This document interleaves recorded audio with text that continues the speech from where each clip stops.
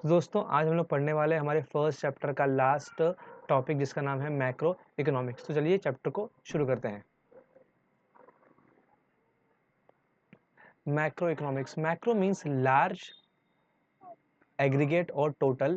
Macroeconomics is therefore the study of aggregate covering the entire economy such as total employment, national income, national output, total investment, total savings, total consumption, aggregate supply, aggregate demand, general price level.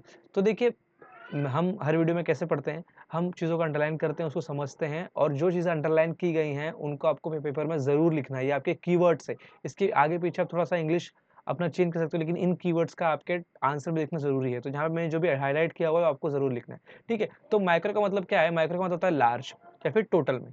तो micro economics का मतलब क्या है? सब कुछ का study साथ में करना, टोटल में करना, उसको बोलेंगे माइक्रो इकोनॉमिक्स, जिसके अंदर क्या क्या कवर होता है? टोटल एम्प्लॉयमेंट से लेके ये सारी चीज़ें, जनरल प्राइस लेवल मतलब क्या होता है? Basically inflation. अगर जनरल प्राइस लेवल बढ़ता है तो उसको इन्फ्लेशन बोलते हैं, जनरल प्राइस लेवल कम होता है उसको बोलते हैं डिप्रेशन, ठीक है। अच्छा, Kent Boulding's definition of microeconomics. अब ये डेफिनेशन आपको याद रखनी पड़ेगी अगर आपको स्पेसिफिकली पूछा जाए तो, नहीं तो आप इसका नाम कोट करके भी डेफिनेशन को लिख सकते हो, ठीक है। Macro economics deals not with individual quantities as such but with the aggregate of these quantities, not with the individual incomes but with the national income, not with the individual prices but with the general price level, not with individual output but with the national output। तो इनके हिसाब से जो macro economics है वो किसी individual के quantity पे डिपेंड ही नहीं करता है, वो बड़ी सारी टोटल क्वांटिटी पे डिपेंड करता है। टोटल क्वांटिटी की स्टडी को मैक्रो इकोनॉमिक्स की स्टडी बोलते हैं, ठीक है। किसी एक इंडिविजुअल की स्टडी नहीं करना है, पूरे इकोनॉमी की स्टडी करना, उसको क्या बोलेंगे? Macro economics. जैसे पूरे इकोनॉमी की इनकम को स्टडी करना, पूरे इकोनॉमी के प्राइसेस को स्टडी करना, उसको बोलेंगे मैक्रो इकोनॉमिक्स, ठीक है। अच्छा, अब basic concept of micro economics में आते हैं, जो यहाँ से मेन यहाँ पे इसका आंसर बन सकता है। तो सबसे पहला क्या है basic concept? National income. This reveals the total economic performance of a nation. It is referred as a total income of a country. In the economic sense national income is the aggregate monetary value. ये बहुत important definition है। ये definition आपको अगर national income आया तो ये definition आपको जरूर लिखना है। क्या है? In economic sense national income is the aggregate monetary value of all final goods and services produced in an economy during a year, ठीक है। पहले ये समझते हैं इसका मतलब क्या बोला। नेशनल इनकम मतलब क्या है? पूरे देश की इनकम, सिंपल। अब देखिए हमने पढ़ा था फैक्टर ऑफ प्रोडक्शन। क्या क्या पढ़ा थे? फैक्टर ऑफ प्रोडक्शन कौन कौन से थे हमारे फैक्टर ऑफ प्रोडक्शन? हमारे प्रोडक्शन थे, पहला क्या था? लैंड, लेबर, कैपिटल और एंटरप्रेन्योर। इन सब का रिवॉर्ड क्या था? लैंड का रिवॉर्ड था रेंट, लेबर का रिवॉर्ड था वेजेस, कैपिटल का रिवॉर्ड क्या था? कैपिटल का रिवॉर्ड था इंटरेस्ट, और एंटरप्रेन्योर का रिवॉर्ड क्या था? प्रॉफिट। तो ये हमारे रिवॉर्ड्स थे। जब इनको डिस्ट्रीब्यूट होता है तो ये तो हमारा इनकम बनेगा ना। लैंड का इनकम किसी इंसान के लिए रेंट के रूप में इनकम बनेगा, लेबर के लिए किसी के लिए वेजेस इनकम बनेगा, जिसने पैसा लगाया है उसके लिए इंटरेस्ट क्या बनेगा? कैपिटल लगाया है तो इंटरेस्ट उसका इनकम बनेगा, और एंटरप्रेन्योर के प्रॉफिट। तो ज़्यादा जो हम लोग ने इस रिवॉर्ड्स दी ना, इन रिवॉर्ड्स को ऐड करोगे तो क्या बन जाएगा? नेशनल इनकम, ठीक है। एक ये अप्रोच इकोनॉमिक्स में, इसका एक डेफिनेशन है। मतलब क्या कि आपने अपने देश में टोटल टोटल कितने मॉनेटरी वैल्यू के गुड्स बनाए या सर्विसेज प्रोड्यूस्ड की, ठीक है। मॉनेटरी वैल्यू होनी चाहिए, मतलब किसी भी वस्तु या सर्विसेज को अगर आप पैसे में मोल सकते हो, तोल सकते हो, तो उन सब को ऐड कर दो, और उस सब को ऐड करोगे तो एक नंबर मिलेगा, उसको हम लोग बोलेंगे नेशनल इनकम। अब बोलेंगे मॉनेटरी वैल्यू हुई क्यों? कुछ चीजें होती है जो मॉनेटरी वैल्यू में एक्सप्रेस नहीं होती, जैसे चैरिटी करना, जैसे हमारी मम्मी का हमारे लिए काम करना, काम तो कर लेकिन उसके बदले उनको पैसे नहीं मिलते एज सच, तो इकोनॉमी का पार्ट तो है, लेकिन उनकी जो काम की जो प्रोडक्शन की एक्टिविटी है उसको हम लोग नेशनल इनकम में काउंट नहीं करते हैं, ठीक है। अच्छा, definition of national income committee. A national estimate measures the volume of commodity and services turned out during a given period counted without duplication. Similar ऊपर की डेफिनेशन की तरह से मैच खाती है डेफिनेशन। इसमें क्या बोल रहा है कि वॉल्यूम ऑफ गुड्स, कितने गुड्स बनाए गए विदाउट डुप्लीकेशन एक साल के अंदर, ठीक है। उसको डुप्लीकेट नहीं कर, दो बार काउंट नहीं कर रहा है, फिनिश गुड्स को काउंट करना है। ऐसा नहीं कि कोई चीज उसका रॉ मटेरियल भी आप काउंट कर रहे हो और उसका फिनिश गुड्स भी काउंट कर रहे हो, नहीं, ओनली और ओनली फिनिश गुड्स को काउंट करना है, ठीक है। अच्छा, नेक्स्ट आता है हमारा savings. It is that part of income. देखो ये एक इनकम का पार्ट है, पहले हम लोगों ने पढ़ा इनकम, फिर उसका छोटा हिस्सा बचा सेविंग्स, तो सेविंग्स पढ़ रहे हैं, ठीक है। तो it is that part of income which set aside to satisfy future needs by foregoing current consumption. In other words, saving is that part of income which is not spent currently on consumption. देखिए simple मतलब क्या है, simple मतलब ये है कि income का वो पार्ट जो आपने आज कंजम्पशन में खर्चा नहीं किया, क्या ध्यान में रखें कि फ्यूचर में इसको खर्चा करेंगे, इसको बोलते हैं सेविंग्स. सिंपल. ठीक है. नेक्स्ट क्या आता है, इन्वेस्टमेंट. ठीक है, तो आ गया investment. Investment it refers to creation of capital. बहुत ही important word, creation of capital. ठीक है, तो क्रिएशन ऑफ कैपिटल एसेट, मतलब आपने कोई ऐसी एसेट जनरेट की जिससे आप पैसे कमा पाओ, उसको बोलते हैं कैपिटल एसेट. तो अगर आप कैपिटल एसेट बना पा रहे हो उसको बोलेंगे हम लोग investment. Through mobilisation of savings, मतलब सेविंग्स को यहाँ वहाँ इन्वेस्ट करना, उसी को इन्वेस्टमेंट बोलते हैं. सिंपल. एग्जाम्पल, मशीन इक्विपमेंट खरीदना, घर खरीदना जिससे आपको रेंट की इनकम होगी. ठीक है, तो ये सब क्या हो जाएंगे, हमारे इन्वेस्टमेंट्स हो जाएंगे. ठीक है. फोर्थ आता है हमारा trade cycle. Trade cycles are fluctuation in business. Fluctuation मतलब क्या, उतार चढ़ाव. तो बिजनेस के अंदर होने वाले उतार चढ़ाव को हम लोग क्या कहते हैं, trade cycle. There are ups and downs in the overall economic activity. Ups and downs means fluctuations caused by inflation and depression.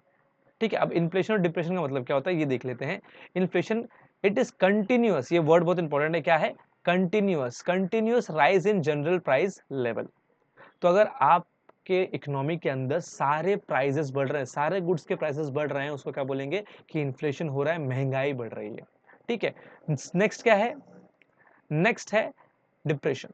It is continuous fall in the overall price and lowering down of economic activity in general. जब सब चीज़ों का price घटने लगे और economic activities रुक जाए, एक तरीके से प्रोडक्शन ना हो रहा हो, ठीक है, तो इसको बोलेंगे डिप्रेशन. हो गया, मंदी आ गई है. ठीक है, लोगों के पास पैसा नहीं है खर्चा करने के लिए, तो इसको बोलेंगे डिप्रेशन. ओके, तो बहुत ही क्रिटिकल क्वेश्चन बन सकता है ये कि ट्रेड साइकिल के अंदर क्या क्या आता है. तो ट्रेड साइकिल का मतलब क्या है, फ्लक्चुएशंस होती है, और फ्लक्चुएशन होने के दो कारण है, इन्फ्लेशन और डिप्रेशन.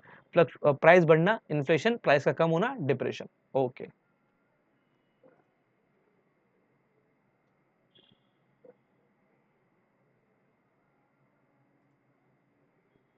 अब नेक्स्ट है हमारे इकोनॉमिक ग्रोथ और इकोनॉमिक डेवलपमेंट. देखिए ये आप यहाँ से पढ़ सकते हो, लेकिन मैं सजेस्ट करूंगा ना कि आप इसको यहाँ से पढ़िए डिफरेंशिएशन में, क्योंकि ना ये ज़्यादा बेटर है और इसके एक क्वेश्चन ज़्यादा बनते हैं. ठीक है, तो हम उसको यहाँ से कवर करेंगे.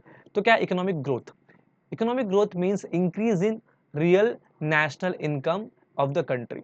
ठीक है, अब देखिए नेशनल इनकम ना दो टाइप की होती है. मैंने यहाँ पे एक चार्ट में आपको एक्सप्लेन करता हूँ. देखिए नेशनल इनकम दो टाइप की होती है, एक होती है रियल नेशनल इनकम, एक होती है nominal national income. Real national income मतलब क्या, विदाउट इन्फ्लेशन, मतलब महंगाई को आपने ऐड नहीं किया.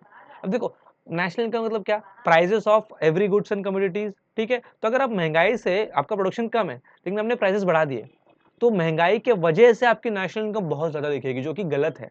ठीक है, जबकि नॉमिनल क्या होती है, नॉमिनल मतलब क्या कि विद इन्फ्लेशन. तो हमारे लिए अच्छा होता है क्या है, हमारा लिए अच्छा है कि रियल नेशनल इनकम अच्छी हो. नॉमिनल मतलब क्या कि अगर आपने इन्फ्लेशन इंक्लूड कर दिया, ठीक है, स्मॉल एग्जांपल, 100 रुपए आप आपने 100 गुड्स बनाए और उसकी प्राइस है 1000 रुपए फॉर एग्जांपल, तो उसका एक्चुअल वैल्यू 1000 रुपए, लेकिन महंगाई की वजह से वो प्राइस होगी 2000. है गुड 100 गुड्स ही बनाए, तो दोनों में प्रोडक्शन सेम हुआ, लेकिन इसमें इन्फ्लेशन की वजह से 2000 दिखने की वजह से यहाँ पर लग रहा है कि आपकी इकोनॉमी ने ग्रो किया, लेकिन ऐसा हुआ नहीं है. तो हमारे लिए कैलकुलेशन के लिए रियल इनकम, नेशनल इनकम ही इंपॉर्टेंट है. ठीक है, तो ये मैंने आपको बता दिया कि ये क्या होता है. अब यहाँ देखते हैं, यहाँ पर क्या बोल रहे हैं, यहाँ पर बोल रहे हैं कि इकोनॉमिक ग्रोथ का मतलब क्या होता है कि आपकी इनकम बढ़ गई, real income, real national income बढ़ गई. इकोनॉमिक डेवलपमेंट का मतलब होता है it indicates growth plus, growth तो हो रही है, इनकम तो बढ़ रही है सबकी, प्लस साथ में क्या हो रहा है, प्रोग्रेसिव चेंजेस, अच्छे चेंजेस हो रहे हैं. कौन, किस सेक्टर में, in certain important variables which determine wellbeing of society. मतलब लोगों का भलाई हो रहा है, एजुकेशन अच्छा हो रहा है, हेल्थ अच्छा हो रहा है, लोगों का स्टैंडर्ड ऑफ लिविंग अच्छा हो रहा है, तब डेवलपमेंट होता है. ग्रोथ मतलब पैसा पैसा पैसा, डेवलपमेंट मतलब क्या, पैसा प्लस स्टैंडर्ड ऑफ लिविंग बढ़ना, एजुकेशन बढ़ना, ओवरऑल वेलबींग ऑफ सोसाइटी का बढ़ना. ठीक है.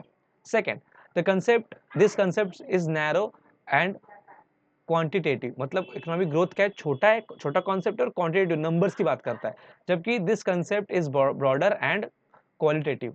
और इकोनॉमिक डेवलपमेंट बड़ा कंसेप्ट है और ये क्वालिटी के ऊपर बात करता है. Economic growth is possible without economic development. आप ग्रोथ कर सकते हो, आप पैसा बढ़ा सकते हो, हाँ क्या, विदाउट डेवलपमेंट किए, विदाउट एजुकेशन और हेल्थ पे काम किया, आप फटाफट इंडस्ट्री लगा के अपना इकोनॉमिक नेशनल इनकम बढ़ा सकते हो। लेकिन economic development is not possible without economic growth. लेकिन इकोनॉमिक डेवलपमेंट करने के लिए पहले आपको इकोनॉमिक ग्रोथ करना पड़ेगा, पैसा कमाना पड़ेगा, फिर एजुकेशन हेल्थ पे खर्चा करके इकोनॉमिक डेवलपमेंट करना पड़ेगा। ठीक है। Fourth, economic growth is a unidimensional, जबकि इकोनॉमिक डेवलपमेंट क्या है, मल्टी डायमेंशनल, अलग अलग चीजों की बात करता है। ठीक है। Economic growth is spontaneous and reversible. Economic growth ना स्पॉन्टेनियस है, जल्दी से हो सकती है, और इसको रिवर्स भी कर सकते हैं। ठीक है। लेकिन इकोनॉमिक डेवलपमेंट डेलिब्रेट, एक सोचा समझा डेवलपमेंट का एक प्लान है। ठीक है। और इरिवर्सिबल, आपको उसको रिवर्स करना मुश्किल हो जाएगा। Economic growth is major in terms of national income per capita income. Economic growth को पैसे में मापना है, नेशनल इनकम और पर कैपिटा इनकम, हर एक इंसान की एवरेज इनकम कितनी है हमारे देश में, उससे मापते हैं।